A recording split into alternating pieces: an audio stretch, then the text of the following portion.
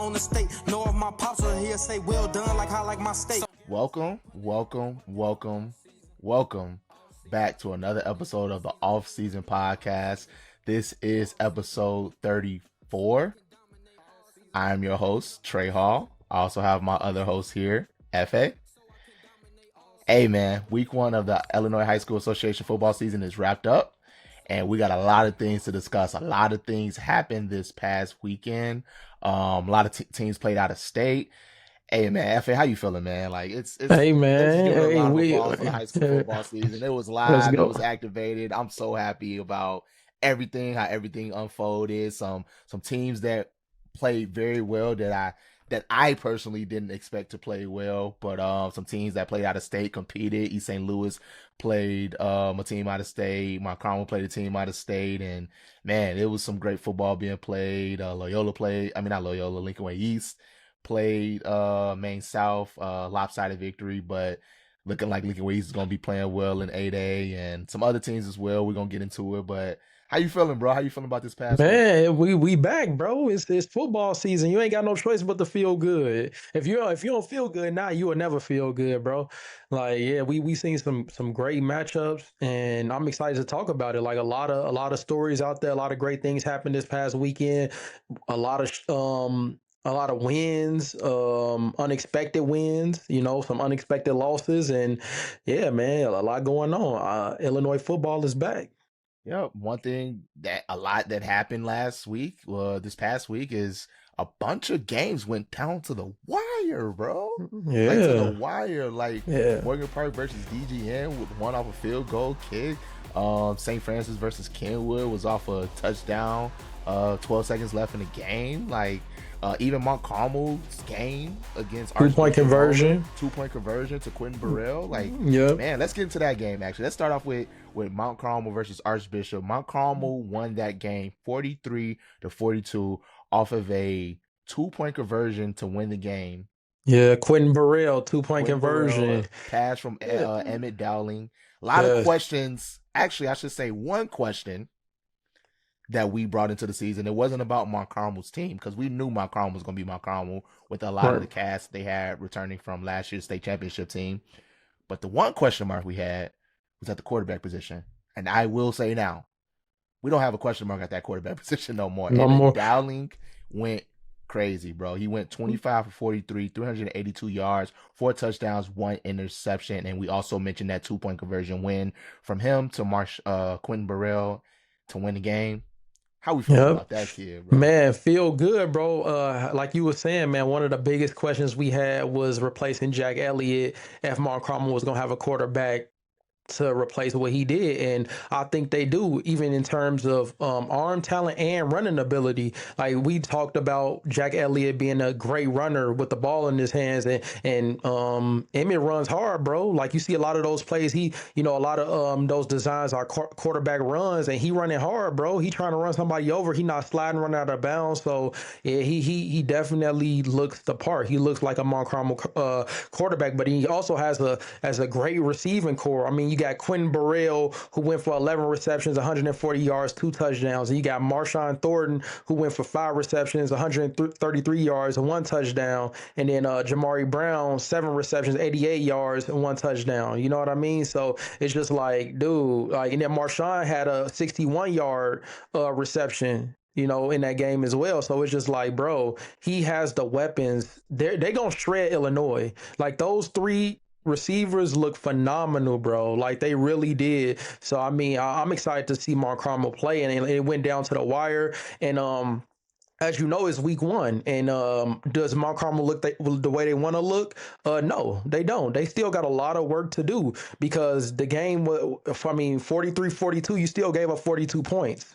You know what I mean? So that it wasn't 43-0. So, it's still work to be done on the defensive end. There were some lapses in the secondary that I recognized when I watched some touchdowns given up based on busted coverages and, just miscommunication. So, but it's perfectly fine, because it's the first game of the season. So this is what you would want. You want to see the weaknesses in your defense or your offense or in your team, so that you can start building on that going forward. But man, Mount Carmel is legit, and I didn't have to say that. everybody knows that already. But the young talent that they have, man, they gonna be a problem in 8A. It don't matter that they playing 8A now. They're gonna be a problem, bro.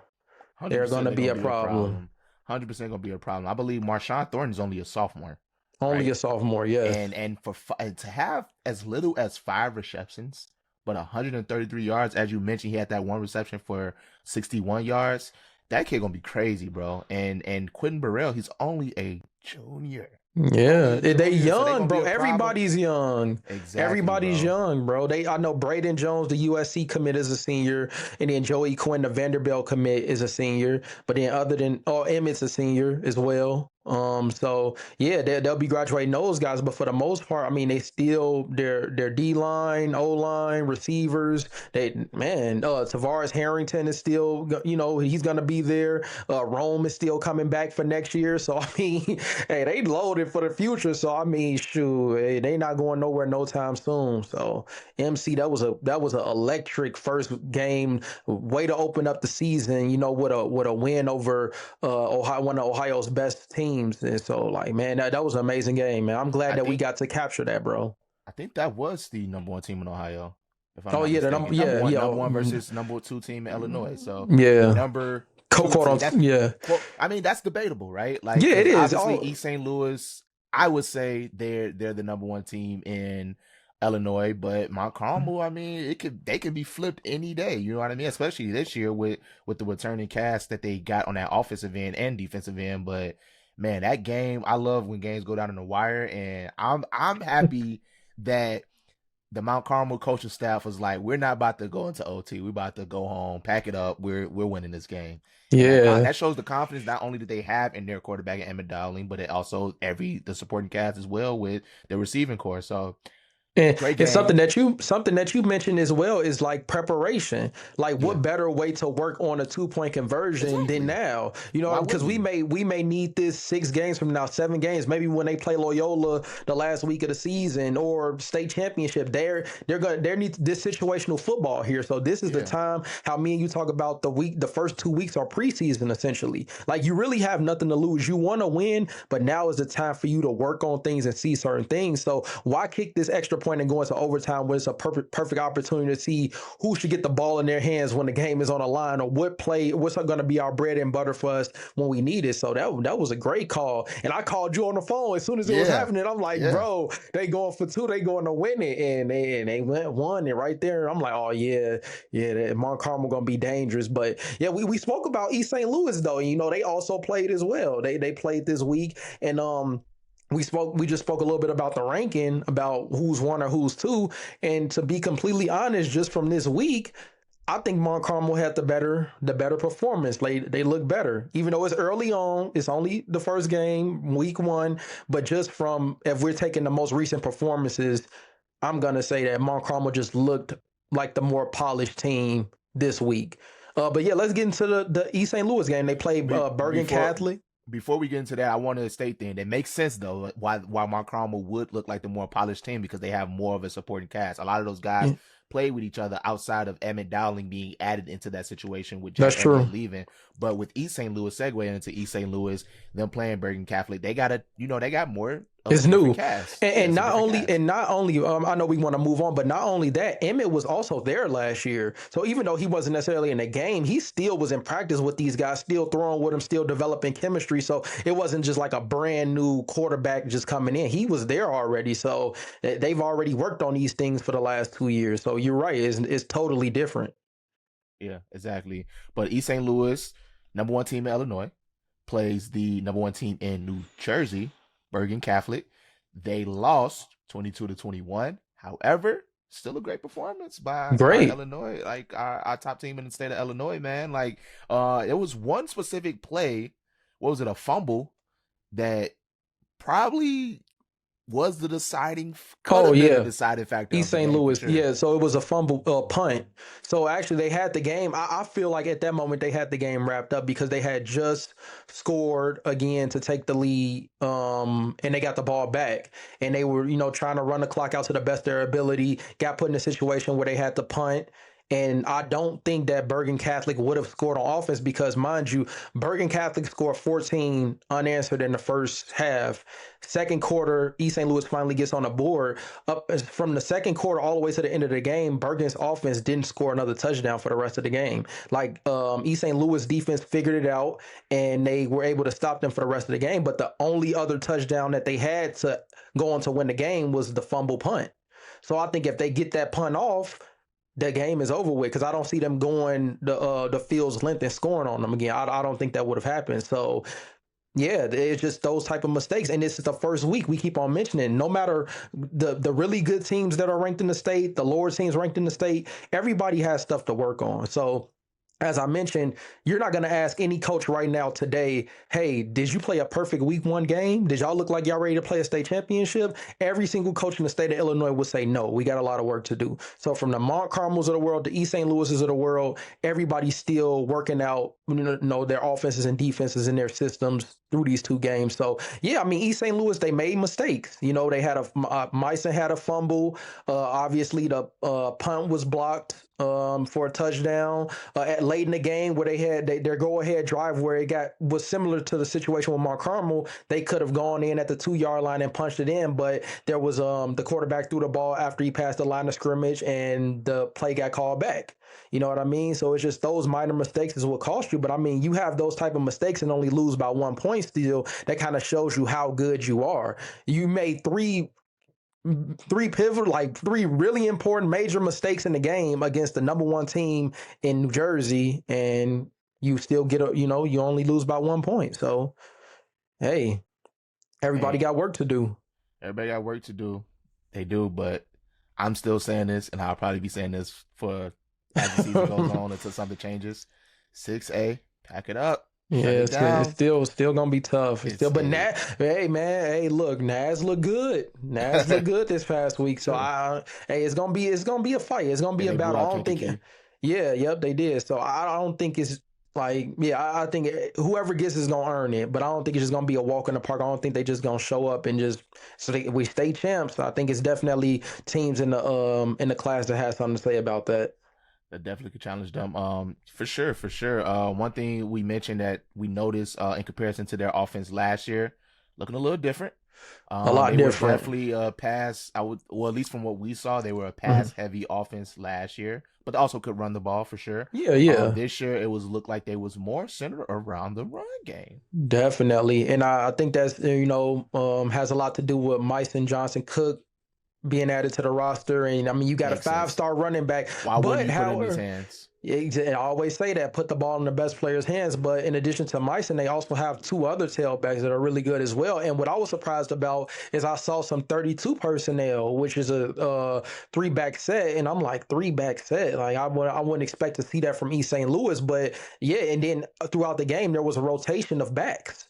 So it looked a little bit run heavy, and I don't know if that's their game plan going into the season. Maybe that was just specifically for Bergen Catholic. I don't know, but they rely really, really heavily on their run game, and it was successful. Like they wore Bergen out with that run game, and then finally Meissen broke a 50-yard run to actually give them the lead. You know what I'm saying? So I think this a new look East St. Louis team as far as the run game goes, but they look good.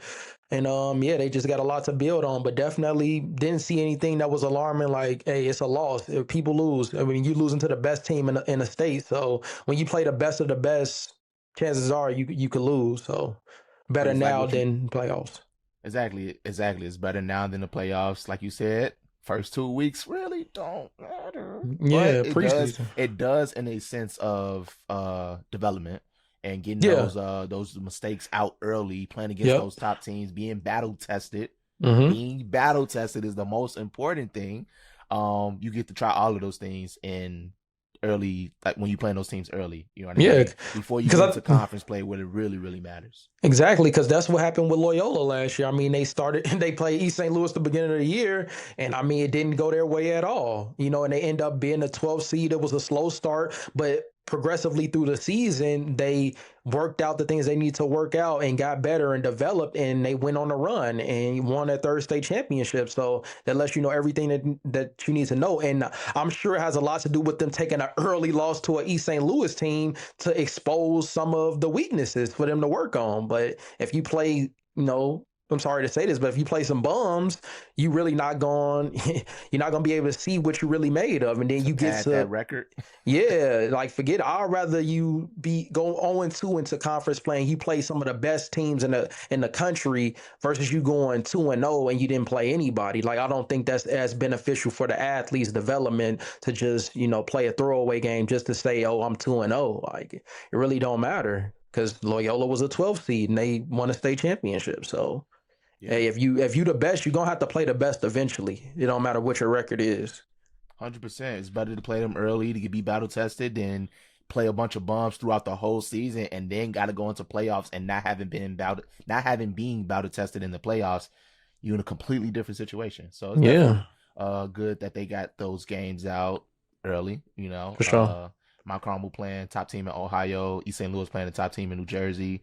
Mount Carmel came up with a win. East St. Louis came up with a loss, but we're going to see. They're going to be playing tough teams the upcoming weeks as well. Another game I want to get into is the Lincoln Way East game versus Maine South. 40-0. Lincoln Way East.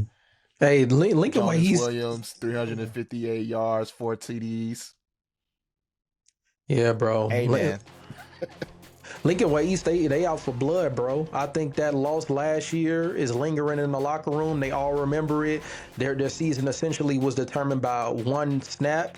It was a false start that pretty much ended their their run. So I think they remember that, and they not playing around this year. Like we not leaving it up to one play anymore. Like we gonna beat everybody by 50 points, and it's gonna be nothing to argue about. You know what I mean? So yeah, I think that's the mentality they going in there with. Like they trying to dominate everybody. Yeah, I saw that highlight that IB Lynn sent us and collaborated with us on. That game, it looked easy for Jonas. It genuinely looked like he was just like he built the player in whatever college football, road to glory, whatever. Yeah, he was wild, and he just was just going crazy. He was wild, and you got to think that's against a very good. Well, yeah, that's against a very good Maine South team. I think they're ranked top 10 in the Associated Press Illinois high school football standings, and that in 8A, I believe. So that team is no bump. That's not a bum team. So for the fact that Lincoln Way East performed that well against them and didn't give on up both one sides. touchdown. Yeah, on both sides of the ball, crazy, interceptions, bro. everything. And I think this is Lincoln Way's year, to be honest. I know we just spoke about Mount Carmel earlier, and it's going to be tough. It's going to be tough. But I really believe that it's Lincoln Way's year, to be completely honest. They have a returning quarterback, which nobody, well, I'm not going to say nobody, but the top three teams that we would say is 8A that will be competing. They're returning a quarterback. He's seasoned. He has a supporting cast. I mean, he has Blaze LaVista now. He has Jaden Calton now. He still has Brody Gish in the backfield. Defensively, they have Jacob Alexander, the U of I commit. So, I mean, he has all of the pieces that he needs to get this thing done. And Lincoln Way East look great. You know what I mean? They play great. They look kind of how like you watch an NFL team in the preseason and they blow a team out or they do well, whatever. That's just what it's like for us. This is what they should do in the opening week. A team that's going to be competing for a state championship. That's how it should look, 40-0. I don't care who they play. You know what I mean? So will it be easy in 8A? Absolutely not. But I think they get it done this year. They've run into Loyola, unfortunately, the last couple times in the state championship and lost. But I think this year they don't necessarily worry about Loyola. I think Mount Carmel is the game that they worry about that'll stop them from winning the state championship this year. That's just what I believe. Yeah, I'm gonna hold my thoughts on that for a little later when we get into the Loyola talk. But I may have some different choice of words there. Who's going to be the top dogs in 8A this year? But let's continue down some of the other games that happened this weekend. The first game, actually, one of the first games of the season, came Thursday between Kenwood versus St. Francis. Kenwood ended up losing to St. Francis 38-34 off of not a last second, but a late game touchdown from Brock Phillip to Dario I'm gonna pronounce his name correctly. I got it right here. Milivojevic, with 12 seconds left in the game to go ahead and win that game against Kenwood. How are we feeling about that game? That is one of the teams. Kenwood is one of the teams that I didn't know what to expect from this year. So, me personally, I thought it was going to be a lopsided game with St. Francis winning. But, however, I was wrong, proven wrong. Kenwood has a very, very nice team. And I was not expecting it. I think even Coach Ream from Morgan Park was there at that game. And he put on his story that that's probably one of the best high school games he's seen probably ever. So, yeah, and it was and we also saw like some reporters saying that this was probably the best first half they seen play from a public school, Chicago public school versus a Catholic school. So that just lets you know like the talent is there. And I think that we've mentioned this many of times already is that Kenwood just has to finish. I think that's the biggest thing for Kenwood is finishing, and that's what issue that they had last year. I believe they have about 5 games that they lost that were by less than 5 points, 5 points or less that they lost. So that just lets you know everything you need to know about the program is that they have the talent to compete, but they just have to finish. And this was one of those games where we're getting the scores and we like, oh, like Kenwood could take this because they scored 28 unanswered, after St. Francis got off to their start and then they scored 28 straight. And I'm like, oh, okay, Kenwood is going to pull this off. Like they just need to finish. And that's what we was talking about as the game was going on. And then they start having lapses and then St. Francis start taking advantage of it. And then you got the result you got. But man, it's never going to be a question on if Kenwood can compete because they can compete. They just have to finish the games. That would have been a phenomenal opener for them to be able to go in there after losing to St. Francis last year by a touchdown, So I just think they just need it's just like one missing piece from Kenwood, and they could be a very competitive team, not only in Chicago Public League, but I think they can get into the playoffs and perform well. So I don't know. We're gonna see and monitor their their development and progression through the season, but I definitely don't think it's anything to be sad about. They shouldn't hold their heads down because of this loss, like we said. Is week 1. This is all about learning about who you are as a team, and I think they get it together and they build off of that because they got a schedule to go. You know what I mean? They got some big games coming up, so this is just the start for them. Yeah, and I agree with you. It's nothing to really hang their head over, like you said. Like we've been saying it this whole episode. We've said it before, but first 2 games is to be battle tested. You want to play a good team, and you want to have those mistakes early on and not have it happen in the playoffs. But overall, I mean, they played a good game. They just, like you said, didn't finish. But even the quarterback, Keontae Lewis, had 139 rushing yards, 3 rushing TDs, and 184 passing yards. And he hasn't played for a year and a half, is what we was told by the coach. Like, that's a great performance. To not have played that long, I don't know what reason specifically why, but to still have a performance that he had, obviously you're going to have mistakes, first game of the season regardless, but not playing that long as well, you're bound to have mistakes, and that's a great performance to not have played a year and a half. So he's the former CCL/ESCC Red Offensive MVP for De La Salle, and now he's over here at Kenwood, but that's a great performance. But and that shows you that just tells you the talent he is. You know what I mean? Exactly. Offensive MVP when he was at De La Salle. So he's a baller, and I think he just got to get back into the motion and get back consistent and playing in game because it's totally different. And I think maybe 2-3 weeks in when he gets his conditioning right and get the offense and everything going, get some flow, I think they'll be good. And their defense played.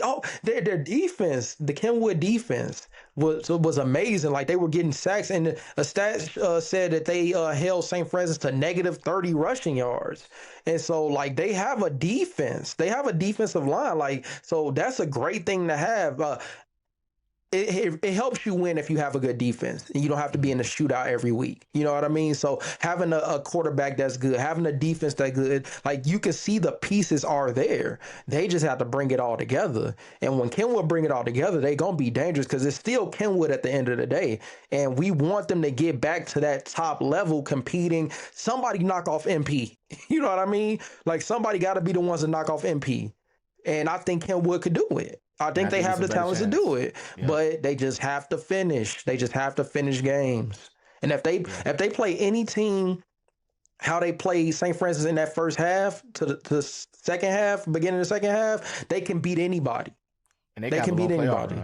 Yes, they could beat anybody with that. If they could just do that for 4 quarters, Kenwood would be dangerous. They would. 100%.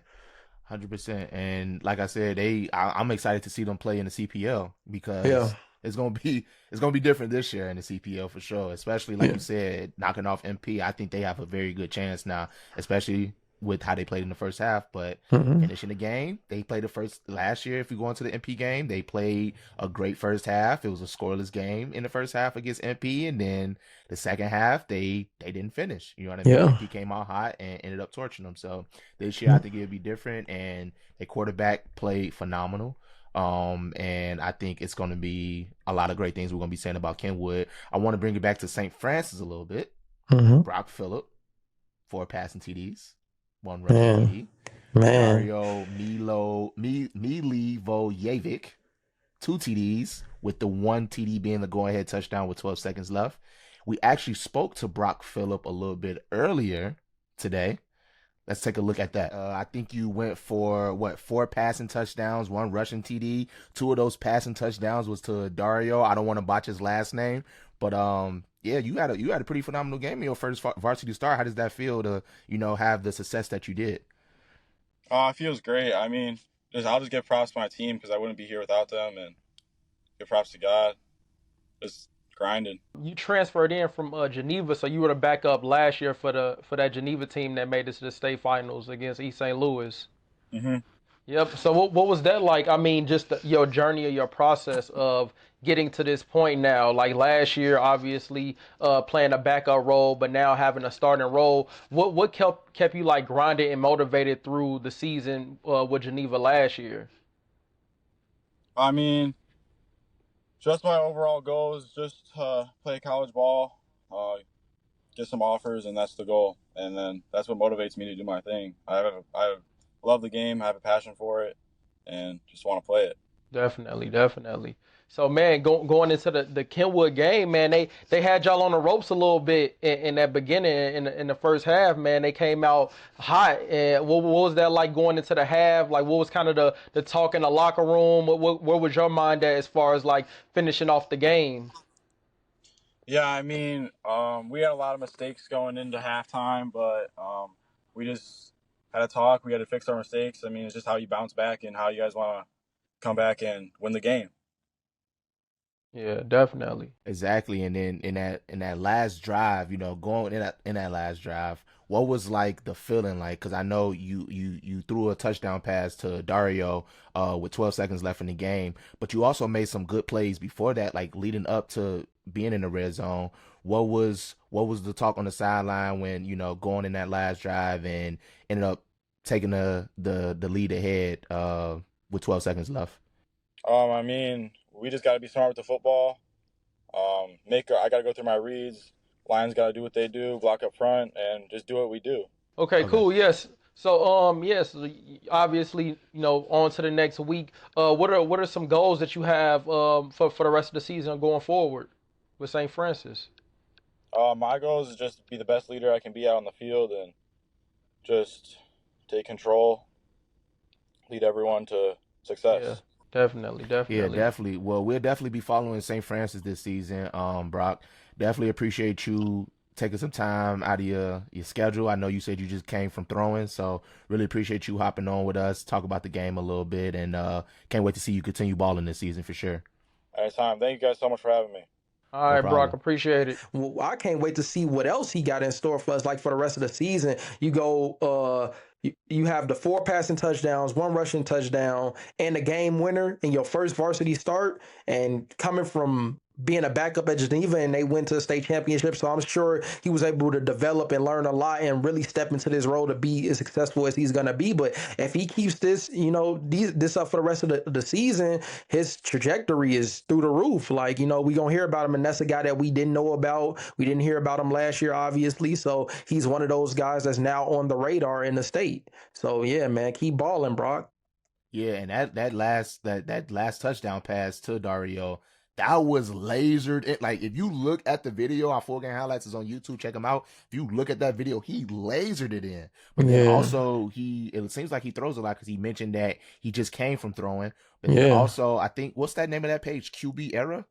Yeah, QB era. Yeah, Yep. QB Era collab with us. I know he works. I know that page.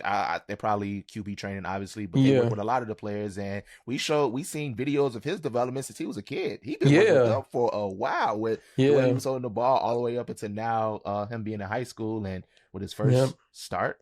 For sure. Shout For varsity out as a QB QB. era, man. Yeah, And 100%. that's why it's important having these, these trainers, to help 100%. develop, because man, like high school coaches, it's a lot. It's a lot of responsibility, and you may not have the time to focus a lot on indie. You know what I mean? Which I mean some teams do, but if you don't have the ability to do that, that's where these trainers come in. So I love the different trainers that are around the city that are helping guys develop and work on their skills individually. You know what I mean? Their techniques individually, like they play a big part in the development of these athletes. So shout out QB Era and shout out all the other trainers around the city who are really getting these kids right.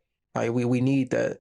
100%. Development is always key, and it's Yep. always a good thing when we got trainers out there that's developing a lot of these top talents in the state for sure. For sure. Next game I want to go to is MP Morgan Park versus Downers Grove North, DGN. Morgan Park lost to Downers Grove North 11-8 off of would you call that a last second field goal kick? Because there was only 20 seconds left in the game and no timeouts, and they kicked the field goal to win the game, which is good. It shows that they prepared for that. Yeah. But that game, great defensive performance for both teams. I mean, Yeah. it was 8-8 for the longest. I think it was 8-8 going into the half. It was. So for no points to touchdowns at least to be scored in the second half, that's a great game, but it's some things that it seems like both teams have to work on. What you think about it? Definitely. And Morgan Park's defense stood out a lot. I saw some clips of their defense, D-line getting great knockback, destroying pullers, you know what I mean, doing everything you would want them to do to really create that presence defensively, dominate presence defensively. But I think, obviously offense, I mean, there's only so many games you can win scoring 8 points, you know what I'm saying? So we saw RJ for the first time, and he had a touchdown pass, look good, but I think they just got to put it all together. Nazir didn't get many touches, and he, being one of the top players in the state, you probably want to see the ball in his hands a little bit more. So I just think it's some things that they got to work on, but definitely defense, phenomenal offense. I think that's probably going to be their focus going into the next week is like, okay, we need to get this together because we got to put points on the board. It's 2025, and if you still thinking defense win championships, I'm sorry, it's not the case. You're not winning no championships if you're not putting no points on the board, all right? If points don't matter, take the scoreboards down. You know what I'm saying? No. Fair enough, man. This is going to be an ongoing conversation we potentially have whether defense or offense wins championships, but you are right in this situation. I think if they would have put more points on the board, they definitely would have won that game. But at the same time, I mean, they have a new quarterback in there. He's young. He's sophomore quarterback, for sure. RJ Smith. Last year they had Marcus Staxton. So it's probably going to take some time for him to get it together. But they got, absolutely, like you said, first 2 weeks, man. You want to, this is the thing. You got a full game tape on a young QB, and you can break that down and see what are they missing. Obviously, like you said, you got to get the ball in your best player's hand, Isaiah Rakin, and the offense just has to perform better. But once that offense gets it together, that's going to be scary. Another day. Yeah, it is because they have the defense. Like that's the most, like the defense is what helps you get there. But man, it's early. It's early. It's early for any assessments or predictions. It's early, and it's just like I said, all the teams are just working out all the things that they didn't like about week one, and that's all they're doing. And come conference play, teams will be established, and we'll get the real them, and we'll see what their projections are looking like from that point on. But yeah, MP, it looked good. I mean, you play DGN, one of the top 7A schools in the state, and with a new quarterback, a new young quarterback. Like, what a way to open up your varsity career playing DGN. You know what I'm saying? So it don't get much tougher than that. And then guess what? Sorry, RJ, you got to see Naz next week. You know what I'm saying? So the reigning 5A state champions. So. Exactly. So you know what I mean? So it definitely, it is baptism by fire. You know what I mean? Throw them in the fire for real. So, but hey, we're going to see what happens. Like, see what you made of. If we trying to win a state championship, this is the test that you know. So yeah, I'm curious to see what they look like in the next few weeks. 100%. Can't wait to see it. One thing I want to talk about from that game was a highlight that we posted on our Instagram, did very well, but was a WWE body slam from Nazir Rankin. That was crazy. I didn't want to put it in the caption yesterday because of the previous WWE Body Slam video that went viral between Ahmad Gray and a Simeon player. I wanted to be a little lax this time, but then I saw it got reposted after we posted it, and people was going crazy, and I'm like, all right, damn, I probably should have did it. But that was a crazy slam. Was it a legal tackle? Maybe, maybe not. I don't know. Still a great highlight. And shout out Nazir Rankin, but that's a 4-star athlete right there. He's playing both sides of the ball. I can't wait to see the season he has this year because he's going on both sides of the ball. But yeah, if I commit, I would imagine, like I said, I imagine the ball will be in his hands a lot more next week. You know what I mean? Even if that means direct snaps or, handoffs, just get the ball in his hands, let him make a play, Yeah. So, the next game we want to get into is St. Rita versus Marist. St. Rita defeats Marist 28-21. St. Rita running back Brandon Johnson had a 4-yard touchdown to win the game towards the end of the game. How we feeling about this CCL matchup? Man, it was a great one, bro. Like that was a game that we actually wanted to get out to. We had talked about it, but we was covering so many games. Yeah, we definitely thought about getting out to that one. But hey, 28-21, another close one. 100%. We love to see that. So yeah, and then it was a historic night as well. You know what I mean? It was a historic night for quarterback Steven Armbruster. He became St. Rita's all-time career passing touchdown record holder, and that's a big accomplishment coming out of St. Rita. Like, as many great quarterbacks have played at St. Rita to have an all-time record, like that's a amazing goal. So man, shout out Steven, and I know that he gonna continue to ball, and we seeing that great quarterback play in Illinois with some of these guys. So yeah, man, St. Rita, another team that could make a run in 7A, make a deep run. 100%. Let's give a round of applause for that. That's some great stuff happening there, man. That's some great stuff. I do think St. Rita is going to make a good run in 7A this year. One reason being, or multiple reasons, but one reason, Mount Carmel's moved up to 8A, and they lost to Mount Carmel last year, I believe, in the 7A state playoffs. I see them making a run. The last time St. Rita has won a state championship was in 2006. Will this year be their year? It's a good chance. You know what I mean? Like 7A. I mean, obviously we still have Batavia there. We got DGN there, and we got some other teams that we haven't mentioned. I know Richards moved up as well, but we'll get into that later. But I think St. Rita has a very, very good chance with a lot of key returning players as well. They could definitely run it up in 7A, and we will see. And good thing is that they are in the Chicago Catholic League, so they're gonna be battle tested throughout their whole season. So if it's any year, I think they can really make a run. It could probably be this year. So we'll be following them the season to really pay attention to that. But a team that I just mentioned was Batavia. Batavia just played Glenbard West this past week and lost 31-28 off of field goal. There was a lot of games that came down to the wire, hey, bro. That's good. A lot of good games, man. That is a lot great. of good games. And we was just actually talking about Batavia in our last episode, saying how 7A is theirs to lose, essentially, and that's the beauty of what we do, like we can give our opinions based on the past and the teams, but at the end of the day, nobody knows what team is gonna be great or what team is gonna win it. That's the great thing about high school football. Like, it's really anybody's year. And look at Glenbard West, who was 4-5 last year. We went to the season opener last year where they got blown out by Batavia. They started their season with 4 straight losses last year, and then to come back 2025, open the season beating Batavia like that. That's a big deal. You know what I mean? So now we kind of just are going to be looking at Glenbard West. Now they're on the radar of like, okay, let's see where this goes. Are they going to open the season with 2, 3, 4, 5 wins in a row, be a playoff team? They didn't make the playoffs last year, so it could just be a complete 180 as far as Glenbard West and not making the playoffs 4-5 to now having a winning record, making the playoffs, making a run. So now, now we got to do our research on Glenbard West and get in, learn about some of their players and see like, okay, what do they have over there that's changed the program around? So that's what I love the most. Like, there's nothing wrong with being wrong. Like, sometimes we're going to be wrong. You know what I'm saying? Like, that's just the nature of it. It's nothing personal. We don't choose sides, So now, hey, Glenbard West, we looking now. Y'all got our attention. So I think that's dope for Glenbard West. Shout out to them. Big win. Definitely big win. I like being proven wrong too, man. It gives us a direction to look at when it comes to a lot of these games. But like you said, man, It's anybody's year, any year in high school football, and Glenbard West didn't have a great season last year, but off to a good start, playing a very, very good team in Batavia, that, went to the state championship and lost to Mount Carmel in the 7A state championship. So definitely it's gonna be interesting year, but I mean, Batavia losing first game of the season with a last second, well, a field goal that as Tyram inspired, like that's something that's just out of your control. You played it all the way well, but like you said, early in the season, probably got some tape to look at, figure out some mistakes, and probably gonna come back stronger than ever.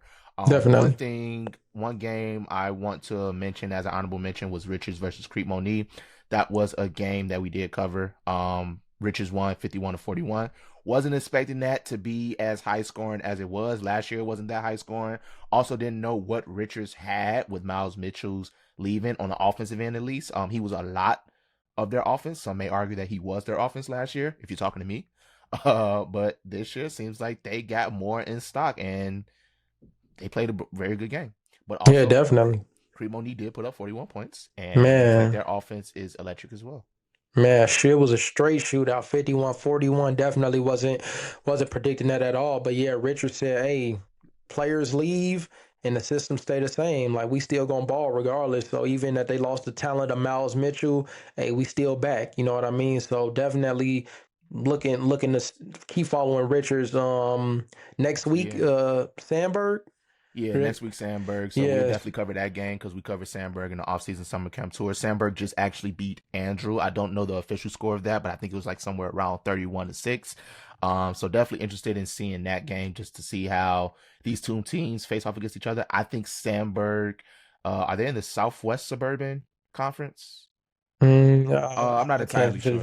Yeah, we have to look that up, but I'm expecting them to have somewhat of a good season this year. With Vincent Smith and a lot of the returning players on the offensive end. Shae Murphy as first year as a head coach. Great. To Seamus, sorry. Yeah. I don't know if they call him Shae or Seamus for sure. I don't know. They probably just call him Coach Murphy. Coach Murph. Yeah, but shout out Coach Murph, man. First win at Sandberg as a head coach, So I know that meant a lot for him. I believe they gave him the game ball after. I think I saw a video of them giving him the game ball, so I know he appreciated that. I'm curious to see what Sandberg does. Maybe one of those teams that has a complete turnaround as well. So let's see what happens.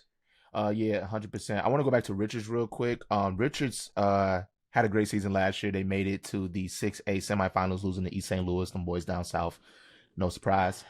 But something that came up recently was that they elected to move up to 7A, and Richards has been in 6A since 2000.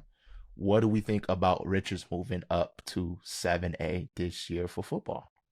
Man, I think it's a great move. Like everybody else moving up. I think it's a great move. I think Richards has lost to East St. Louis the last 4 playoff appearances. 4 out of 5 playoff appearances, they've had to play East St. Louis, and they've lost to East St. Louis. So I think because I don't want to make it seem like they're avoiding. I don't want to make this about East St. Louis, but in my opinion, I just think that what gives you the move to go up. Yeah. Just because what can you do? Like, what can you do? You want to compete. What can you do? You know what I'm saying? Like, I don't know. I really don't. If I understood it better, I probably would have a better take on this. But I don't necessarily know why East St. Louis doesn't just play 8A.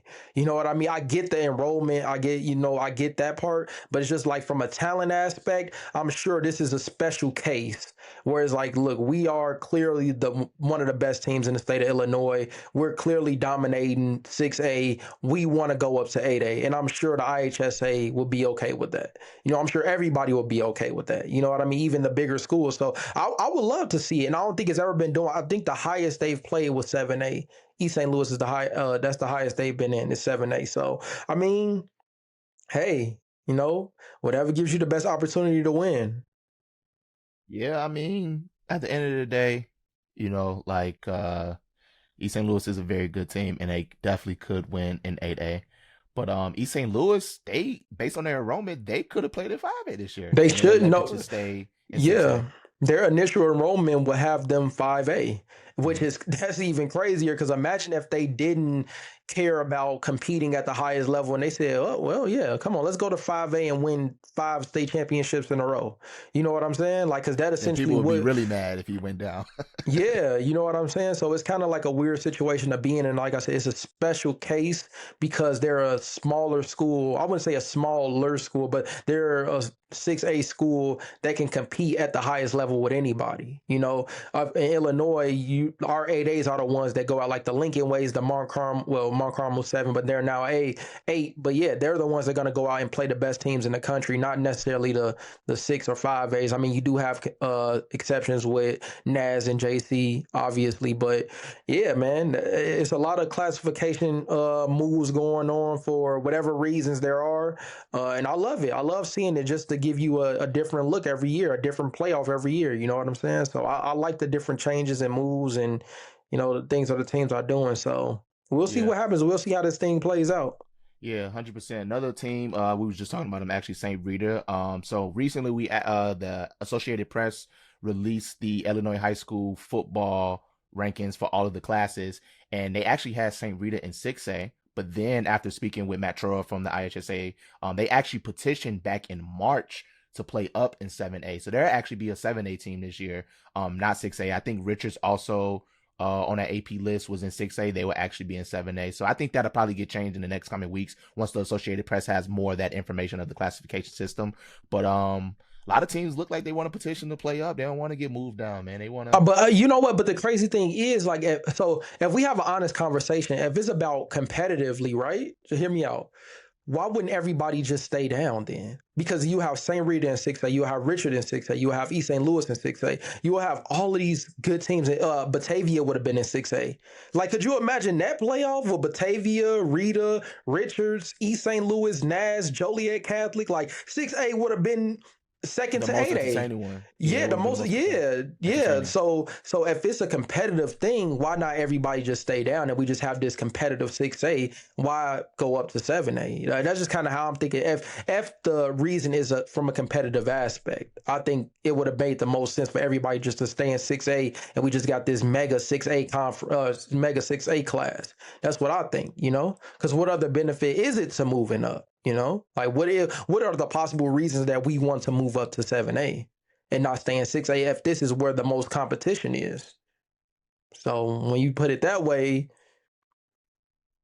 this is what I will say. I'm not going to say too much on what is this, that, or the third, but we do know that one team in particular is in 6A, and then another team that was once in 7A last year is in 8A. You tell me which class you want to play in. Do you want to play in 7A or 6A? If the team that just won state last year moved up is not longer in that class, and the team that's dominating the class that you could potentially play in is back in that class, and 7A seems like the class to it's wide have open. that opportunity is wide open. You tell me.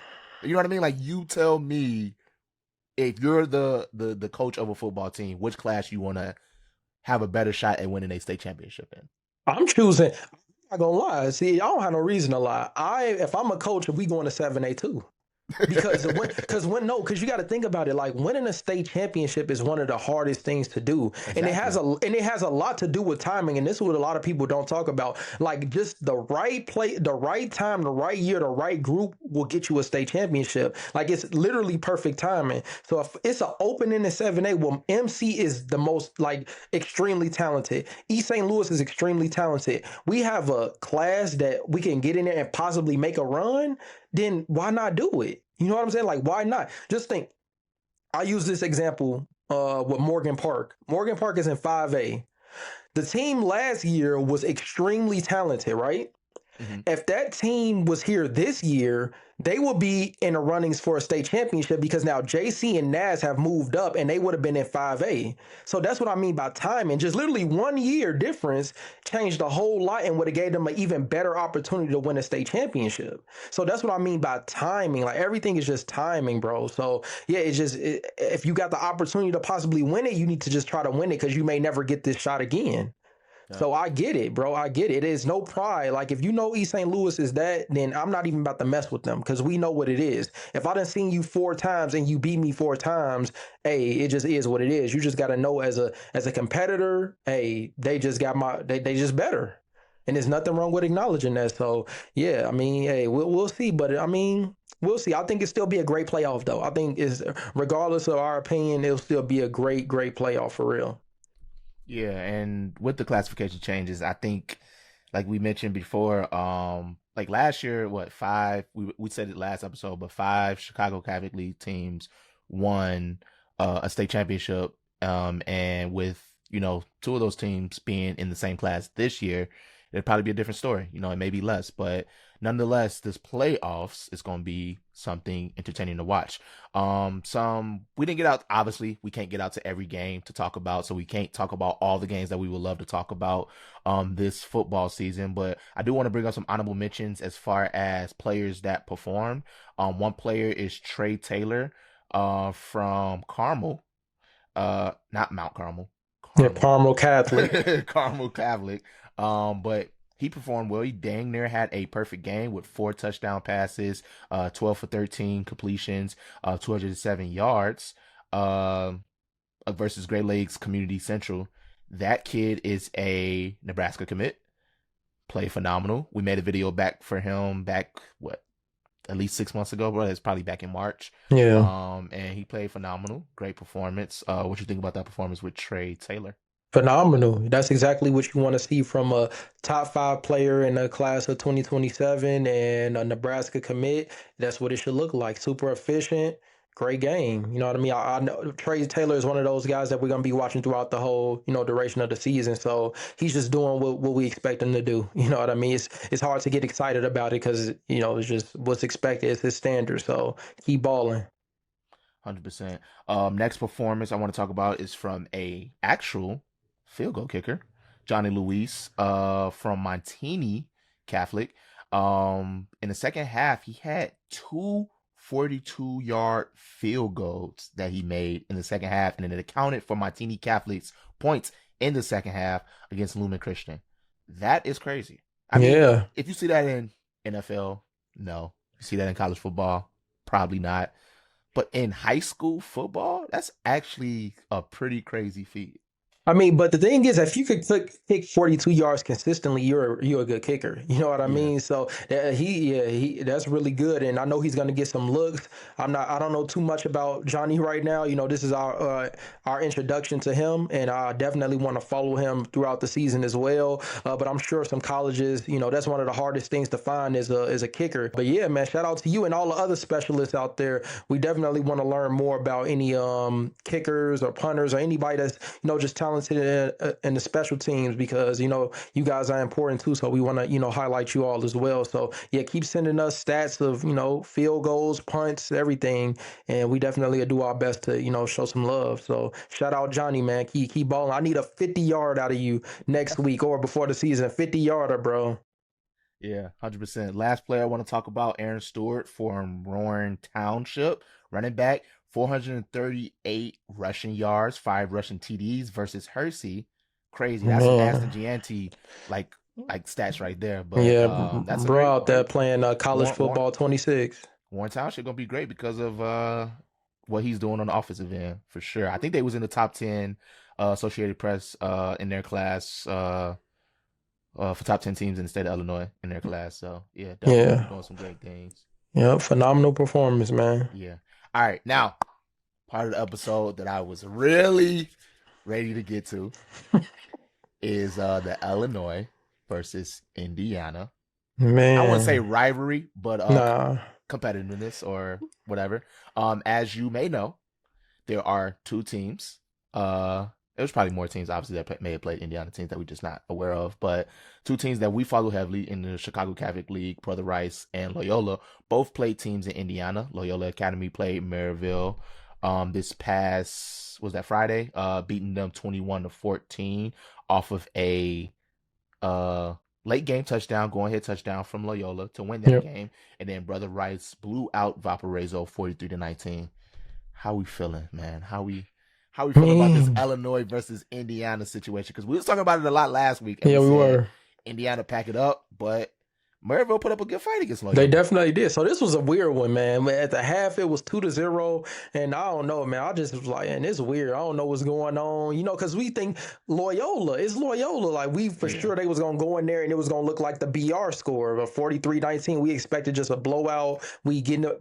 The 2s and 3s are being by halftime. We getting up out of there, but Maryville has something else to say. So I respect to Maryville, like holding one of the best teams in Illinois to 21 points, and you keep it within one possession. So hey, that's a great Maryville team, and they gonna win a lot of games this year. So. It definitely wasn't what I expected. I thought it was going to be a blowout, and Maryville definitely proved us wrong on that end. So, hey, much respect to Maryville. Great game. Great game. Yeah. Much respect to Maryville. We don't mean no harm. We just like to. Nah. Obviously, we're going to root for Illinois because we're from Illinois. But sure. definitely a great game from Maryville. I like they lost at the end. So it was like they were in the game. They didn't get blown out. One thing I want to bring you back to is Loyola. Question mark for sure. Still question mark, yeah. Obviously, teams that we said we don't have a question mark about is Lincoln Way East. Obviously, they're going to run the table this year. Mount Carmel, clearly they had a good game against Archbishop. Moeller won with a 2-point conversion. But Loyola, on the other end, they're coming off of a 3-peat, and a lot of that class graduated this year. What we thinking about Loyola with the? Yeah, I mean they're just young, man. They just young, and this may be a season where we see them competing, but maybe not for that 8A state championship. You know what I mean? But it's still too early. I don't want to say that too soon. I'm not saying that actually. It's too early to say, but they're definitely not the team that they were last year, and rightfully so. I mean, losing guys like Ryan Fitzgerald, Donovan Robinson, we talk about this already, Drew McPherson, so it's just dog. A killer, you know what I mean? So they lost a lot of pieces. Brandon Loftus, they just lost a lot of pieces that they have to fill. And I think that's what it's going to look like. I mean, they still won the game, though. So it's still, it's not like they went out there and lost 21-0. It's still Loyola, but I just think that maybe they just are younger, and those guys probably hadn't been playing together. Because, that class that just graduated, they won 3 state championships together. You know what I mean? They've been playing together. So it's hard to get that group and make up for it, and all right, we're going to pick up where they left off. Like, it's not easy to win 3 state championships in a row. That's a lot. So, yeah, I just think Loyola's young, and this is going to be like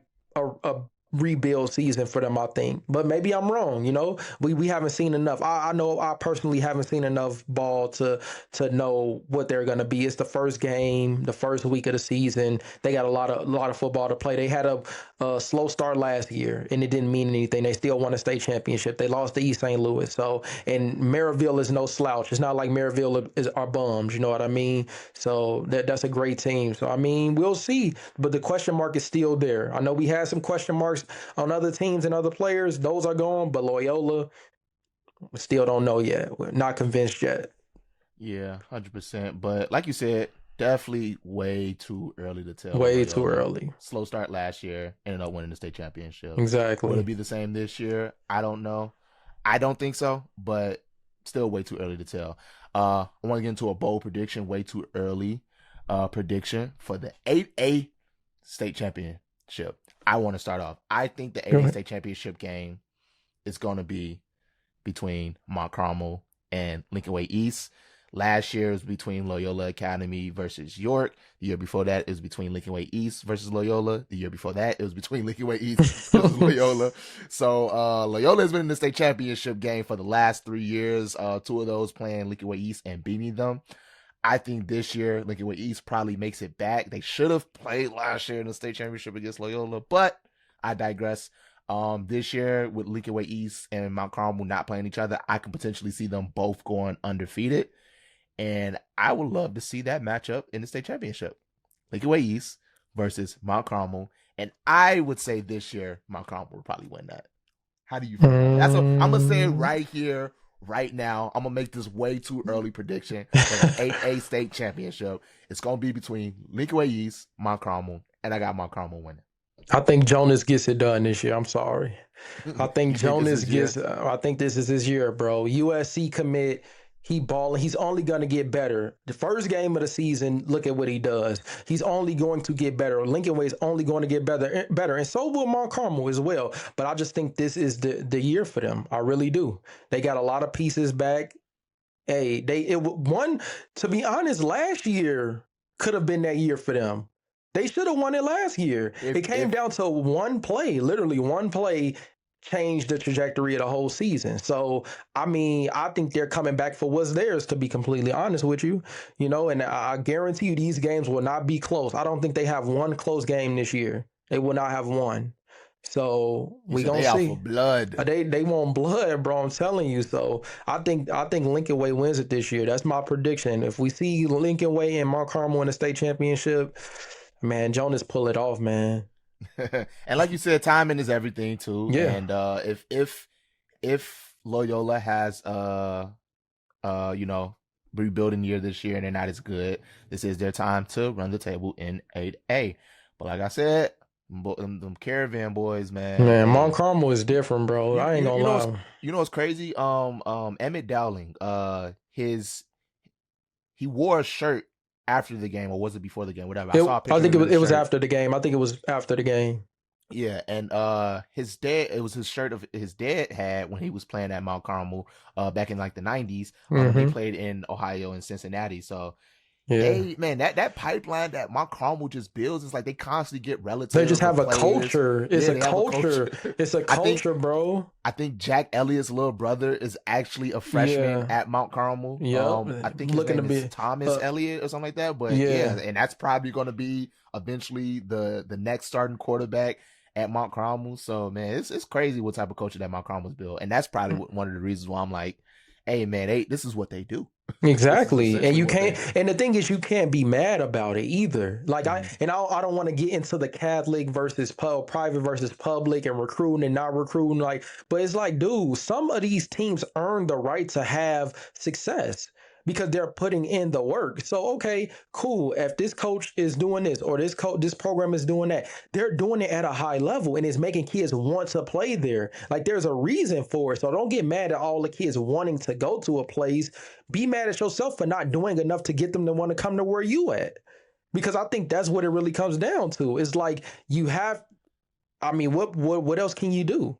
That's the only way to compete is to give them an incentive, give them a reason to want to come play for you. So Mount Carmel is Mount Carmel because they have a culture.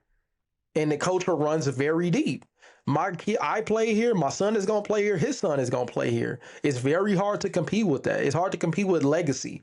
But you have the ability to do it in your own community as well.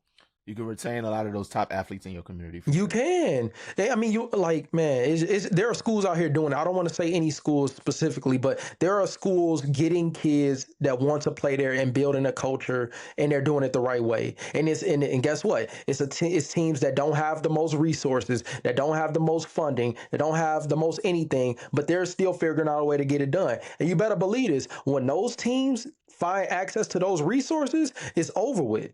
It is over with. Don't let the teams that we talking about get the access to those resources, or it's going to be a long day for everybody. And I think if that happens, then we'll see it's a real problem now. When certain schools do it and they start to become successful, it's going to be a problem. So just watch how it plays out. But yeah, I'm not mad at anybody building culture and doing things the right way and seeing success from it. I really don't. That's just life. You know what I mean? This shit can't be fair. It ain't fair. Life ain't fair. You know what I'm saying? You got to do what you got to do to win. Yeah, 100%. Next thing I want to talk about, next week's matchups.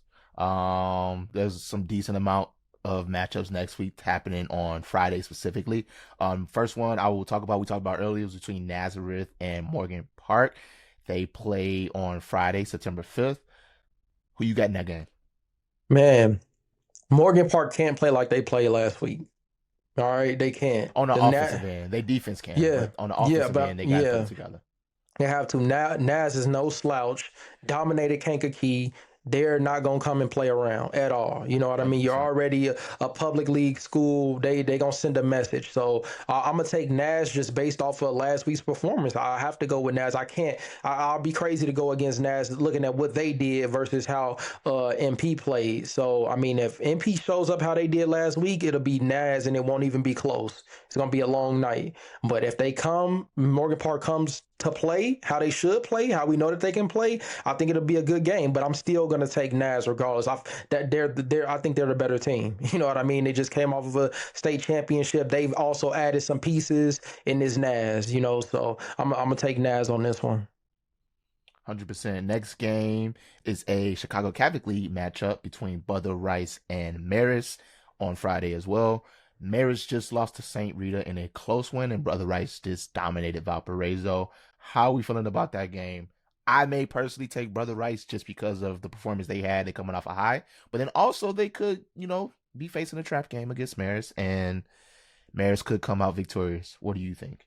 You got the Crusaders or the Redhawks?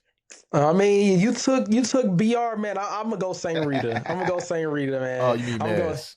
No, wait, what? Brother Rice Marist.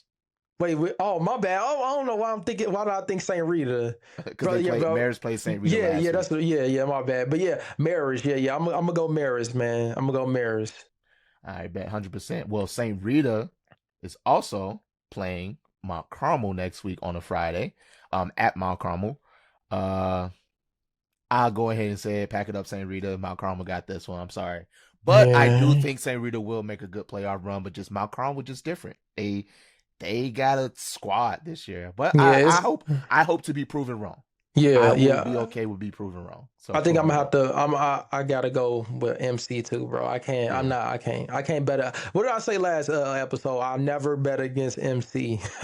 I'm never betting against Mount Carmel. So yeah, shout out to Rita. Great players, great program, great coaching staff. But I mean, Mount Carmel, it's just levels to everything. You know what I mean? And we just got to be real about some stuff. And if you've seen Mount Carmel play this past weekend, you'll know exactly what I'm talking about. And if you didn't see them play, you need to pull up and watch them play St. Rita because it's going to be a show.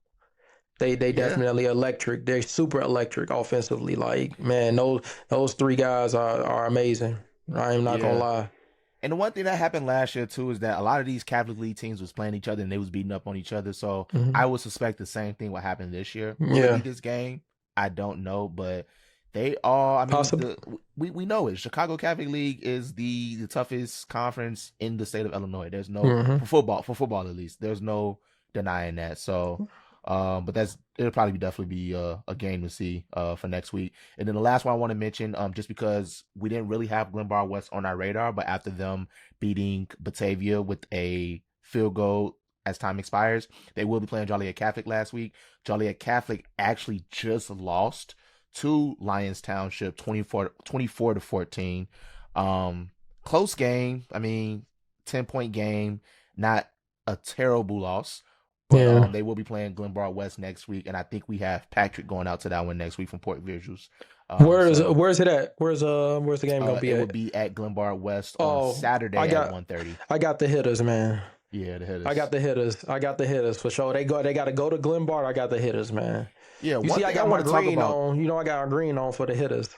Yeah, one thing I want to talk about though is that because Joliet Catholic is called the Hilltoppers, and in Max Prep's Glenbard West's name still in here is the Hilltoppers, but when we go there, it's hitters everywhere. It's like it's called the hitters. So I don't know who has it wrong. Are they just donning themselves as the hitters, or are they actually the Hilltoppers? I don't know. I'm sure when we make this real, somebody will get in the comments and they'll tell us the history or what's going on with that, because I have no idea.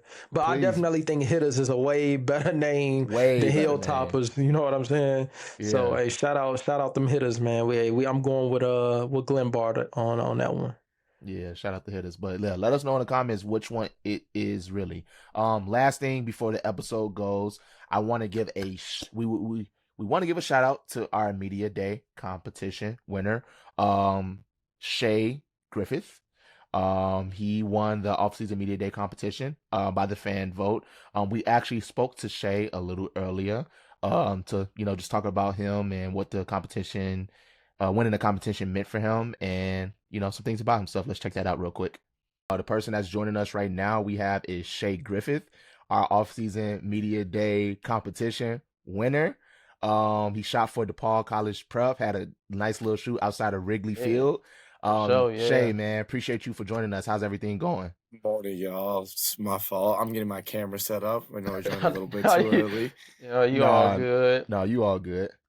No, it's been a hell of a week. I mean, as I'm trying to get this camera set up, but I mean, I just moved into college like a week, 8 days ago. So y'all have been supporting me in a crazy way, and just to see my community, it's been a wild ride, to be honest. Yeah, man. Happy for you, man. Yeah. Wow, you just so wait, let me get this straight, right? Mm-hmm. You just went to college. I think your mom was messaging us. You shot the media day. You shot the media day. You left for college shortly after that? I left like 48 hours after that. So I remember I came home. I had to start packing immediately, but I'm also still at the same time like trying to make the most out of my time to hang out with all my boys that are still in town. So I remember like the first day I got to campus, I immediately had to edit all those photos, but I'm pretty sure I got the post out as soon as I could because I knew the deadline was coming up. So I'm like, all right, let me lock in. Let me get this done so people could see the work. But after that, I was like, all right, I'm off to my next chapter. Like, I didn't think whole Chicago community was going to come out like that and support me. And just, it was a wild ride. I'm in a whole different state now, and seeing everybody from my hometown still out there holding my name. It's crazy.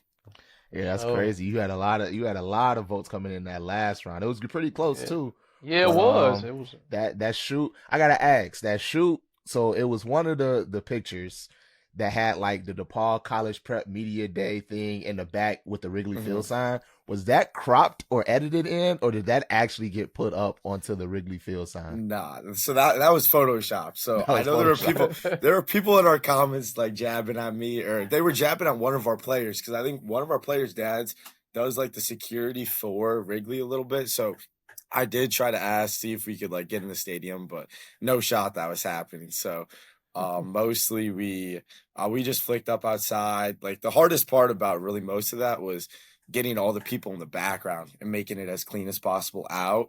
But like really getting the name on there, it took me about like 15 minutes just in Photoshop and post edit. So I feel like that just would have been a cooler touch for sure. Yeah, just to make it look better. Yeah, 100%. Yeah. I gotta ask though. So, what college are you at right now?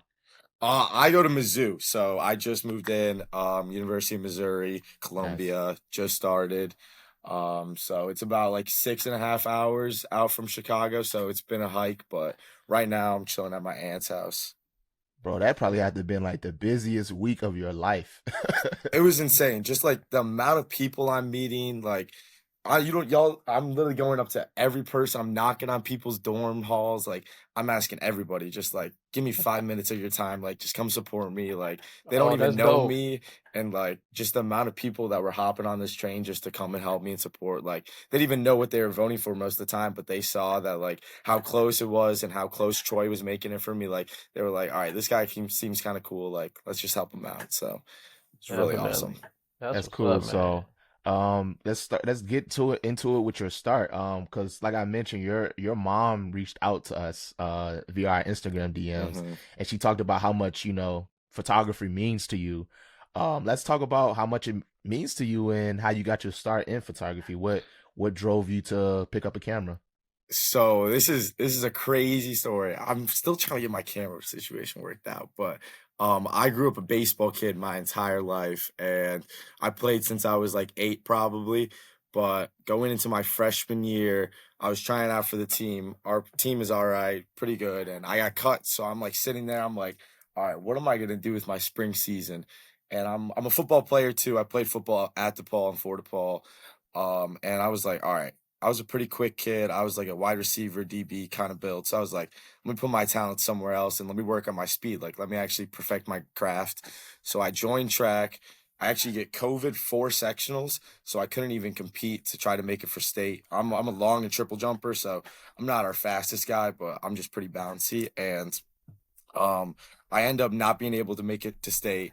And I'm like, all right, I'm sitting around. My coaches want to bring me down just to compete and also experience the state atmosphere at Eastern Illinois because that's where they host it. And I was like, all right, let me just bring my camera. Let me support my boys that are on my team. And like, let me just help them out and capture these cool moments. And that's kind of how it started my freshman year. And then after that, I remember I was on JV football my sophomore year, and I had my two best friends, Avery and Michael, make varsity that year. So our first home game was against, it would have been Walter Payton, I think. And we almost lost to them that game. It was probably like 45 to maybe 28 or 35, but it was like my first ever high school football game I got to take photos for. And I'm like, dude, this is the most fun I've ever had. Like, I'm front row seats to everything. The amount of people I'm meeting, like the amount of connections, like I saw how much I could have taken it seriously. And obviously I got so blessed with DePaul College Prep having our tremendous athletics, like basketball. Y'all were covering all of that. Like, we got extremely lucky all 4 of my years. And obviously football my senior year, like, it's not like I got to capture our state championship, but like playing in it and then seeing all the other guys, it was a blast. Like, I couldn't drop the passion that I had, really. Definitely. So at Mizzou right now, are you doing anything there, in anything sport wise, or even in media? Are you going to be a part of like the athletics media department or anything like that? You got any plans? I'm trying. Like, I've reached out to people. Like, I'm just trying to get my name out. I feel like I want to use this opportunity, especially just to like help out younger creatives and say your networking within your city is a big thing, but when you get outside into the real world, it does make a difference how well you are representing yourself outside of your own community. Like, looking back at this competition and seeing how much my Chicago community is helping me out is amazing.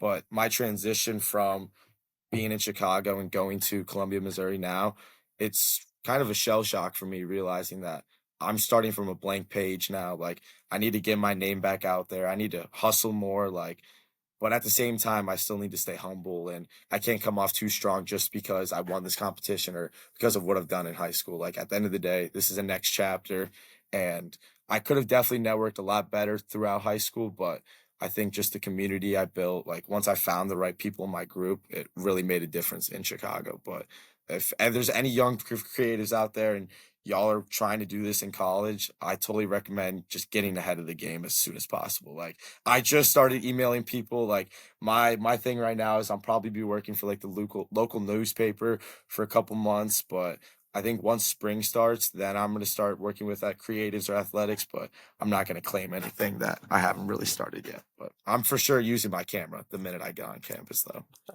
For sure. And it's going to happen quick. I think it's going to happen for you, bro. Like, as long as you start getting out, filming something, shooting something, and like you said, making those connections, it may not be for the football or basketball team, but maybe you have a classmate who's a volleyball player or a baseball player, and he's like, hey, man, just come to my games and take a couple pictures, and you start posting, and then it's going to hit. I'm telling you, just film whatever, shoot whatever you can, and it's going to all come together. You'll run into the right people. But yeah. Like, anything's super easy. Like, it was so funny on the first day of campus.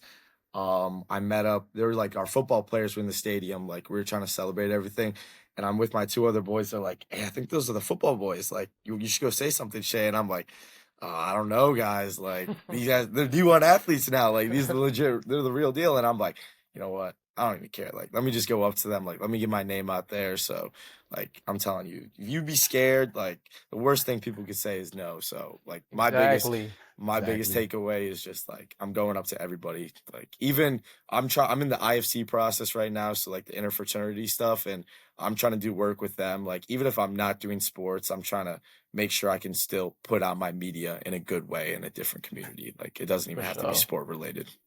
For sure, yeah. Yeah, but it looks like you got the right idea, man. Like, the networking part is the biggest part. Like, one thing, obviously you need the skill, right? The skill is it's good to know how to pick up a camera and how to shoot and how to make it look good. But that networking part is really what's going to take you over the top. Networking is going to be the biggest thing in college. I mean, kids don't understand it in high school. So the fact that you didn't really do it in high school is okay. But the fact that you're getting into college and you have that mindset like, oh, I need to network, that's going to open doors for you, doors that you wouldn't even imagine that you could be in. So You miss 100% of the shots that you don't take. And I encourage you to keep networking for sure, because you already got the talent. Like, you already got the talent. You already got the eye. You already got the camera. You already got the equipment. That networking part is what's going to really set you apart for sure. So I encourage you to definitely hit that hard, hit the ground running with that. And definitely wishing you luck on this semester in school as well, on your academics and everything too. Appreciate that, y'all. Thank you. Yeah, but hold on, wait. I got one more question. So for the actual shoot, how did you come up with the concept? Like, was that like, how long did it take for you to be like, all right, this is what we gonna go in front of Wrigley, we gonna do? Like, how was that process? Well, how did you determine how you gonna do the shoot for DePaul? So this is another crazy story with my football career too. So last year, actually, we were really thinking about doing this because I think this is when Sam was still around and Simo did the big Iggy one. But I was I remember that. Dude, we had to step up, and I remember one of my boys, it was Shots by EMK. He's a junior at DePaul right now, and he was trying to help me out because I was trying to be in the media day a little bit too. As my senior year, like, I had to make sure I got a few photos of me in my suit. So we kind of planned this out after a scrimmage. We were going to go out, but I actually had one of our outside linebackers tear his ACL that day at practice. So it was a complete mood killer. None of us wanted to go take photos that day. And I've always had that thought in my back because that was my third football media day I've really done for DePaul. But that was the first time I went out into the city. So I knew this year we kind of had to go big. And since I wasn't playing, I could kind of take more of a head role on it. So I was like, dude, let's go Wrigley. Like, let's get all the big names out there. Like, I haven't seen nobody do Wrigley. We were planning on doing it on a non-game day too, but we had to reschedule. And it was actually the day of like a doubleheader against the Brewers. So it was pretty packed, but like we were in and out. We made it pretty quick. They had practice at like 2:30 or something. So we started at like 12, and it was just a quick turnaround. And all the guys that were part of it all helped me out really well and made it super easy. So I've kind of been thinking about it for more than a year for sure, and knew I had that in store for me. Nice. Oh, nice. I guess there's one last thing I actually want to ask too. With the $250 that you won from the Media Day tour, you don't got to tell us, but I am curious, what do you plan to use it on? I'm assuming, you just got to college, so $250 for a freshman in college, that's probably like, whoa. It is. It is a big difference. Like, I made sure most of my guys know, like, I mean, it's not like it's going to disappear all in one spot. I just bought a flash actually for my camera.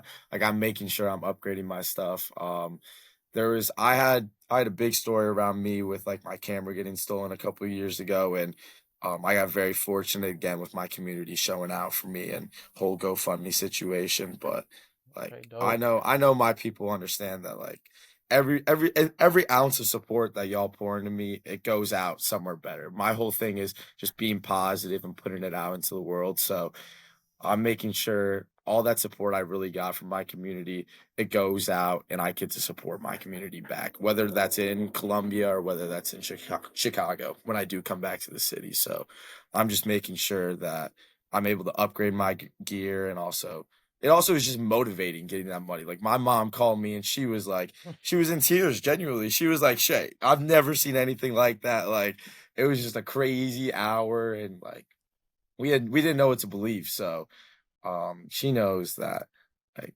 it means the whole world to me, how lucky and how fortunate y'all are here supporting us creatives, and how lucky I am to have this community around me. Oh, yeah, that's well, dope. Congrats again on winning the competition. Like we said, you have great work. Keep doubling down on it. Keep getting better. Y'all. Keep at it, man. Like, consistency is really the cheat code, and It is. the more you can have the talent and everything, that's undeniable, but the consistency and the networking is going to really set you apart from other people. So definitely, like I said again, wishing you luck this semester in the academics, also on the creative side as well. Keep going, keep grinding, man, and we're going to definitely keep paying attention. And if there's anything we can help you with in the future, connections that we can help you make, definitely don't be afraid to reach out. That's what we're here for. We cover athletes, but we also want to give the creatives their spotlight as well.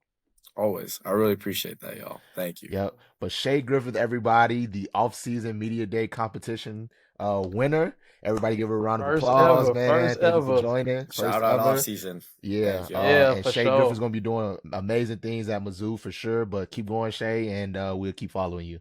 Yeah, man. And Have a then good rest of your day. you gotta defend your crown next year, bro. Oh, I'll be back. I'll be back. I got the summer. I already know. I I ain't already know, worried. man.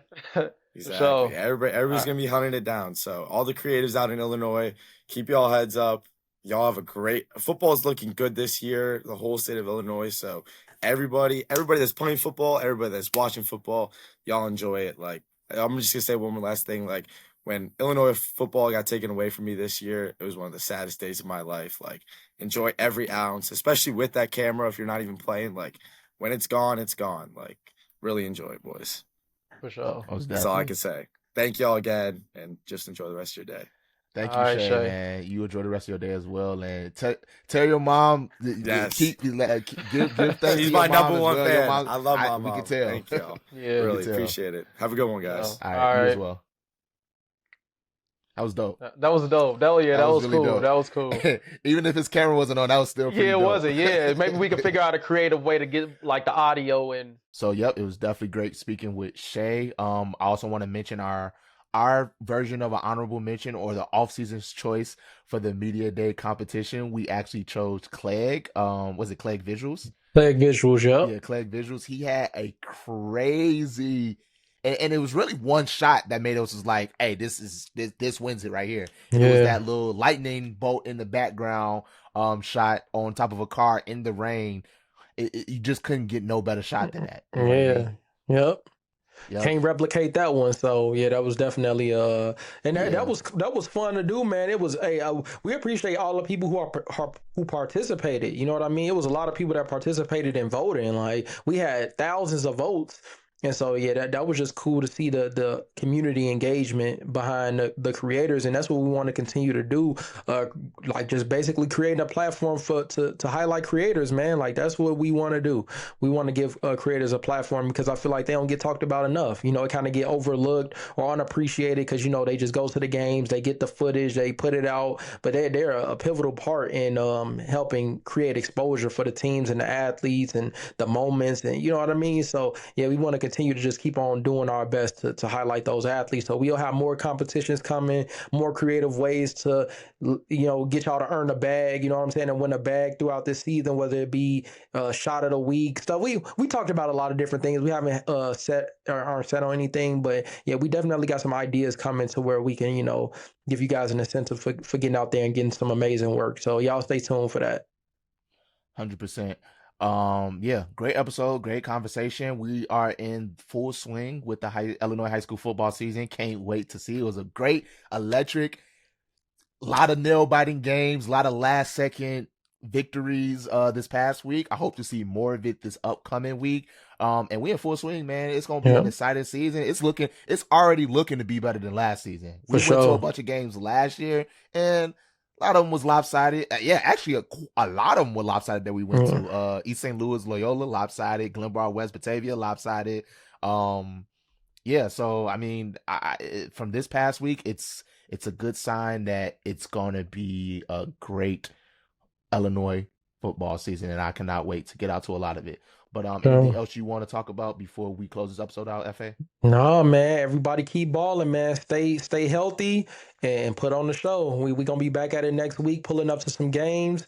I keep saying, send us stats, send us highlights, send us any information you can surrounding the season, because we want to, you know, use our platform to highlight it every week. So we'll be doing this every Sunday. We'll be, you know, recording, recapping a week. So everybody just stay engaged and follow us. Follow us on TikTok, Instagram, YouTube. Subscribe, share, and let's continue to grow the game in Illinois, man. 100%. I want to apologize if there's any games and any blowouts that we did not mention. There was a lot that came into our DMs that we just didn't get a chance to talk about. But keep balling. That's all we can really say. Keep balling. Keep sending them through. And eventually we're going to be talking about it. So, but this is the Off-Season Podcast, episode 34. We are out. So.